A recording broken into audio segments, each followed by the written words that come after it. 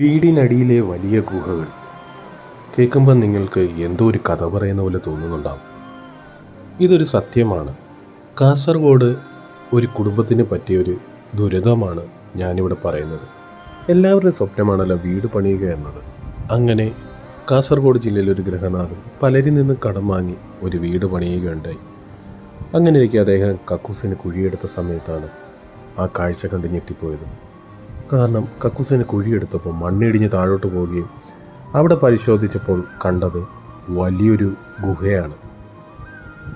ഒരാളെക്കാൾ വളരെ പൊക്കമുള്ള വലിയ ഗർത്തത്തിലുള്ള ഒരു ഗുഹയാണ് അതിനുള്ളിലൂടെ പോകുന്നത്. ആ നിൽക്കുന്ന പ്ലേസ് എന്ന് പറയുന്നത് ആ വീടിൻ്റെ അടിഭാഗവുമാണ്. അദ്ദേഹം തകർന്നു പോവുക തന്നെ ചെയ്തു. കാരണം മണ്ണിടിച്ചിൽ മറ്റും സംഭവിച്ചാൽ ആ വീട് നശിച്ചു പോവുക തന്നെ ചെയ്യും. ആ വീട്ടിൽ ഗൃഹപ്രവേശനം ചെയ്യാൻ വേണ്ടി കുറച്ച് ദിവസങ്ങൾ കൂടിയേ ഉണ്ടായിരുന്നുള്ളൂ.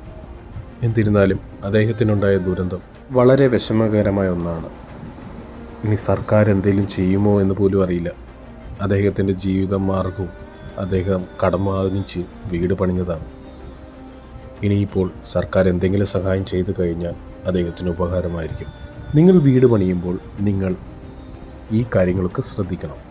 ഒഴുക്കുമൂലം ഉണ്ടായ കുഴികളാണ് എന്നാണ് സംശയിക്കുന്നത്. ഈ ഗുഹ പോലുള്ള സംഭവം ഉണ്ടായത് അടിയൊഴുക്ക് മൂലമാണ് എന്നാണ് സംശയിക്കുന്നത്. അതോ പഴയകാല ചരിത്ര പുരുഷന്മാർ ഈ രഹസ്യ അറയിലൂടെ ട്രാവൽ ചെയ്തതാണോ എന്നും നമുക്കറിയില്ല. ഇതിനുവേണ്ടി ആർക്കിയോളജിസ്റ്റ് ഡിപ്പാർട്ട്മെൻറ്റിൽ നിന്ന് ആളുകൾ വരുമെന്ന് കരുതുന്നു.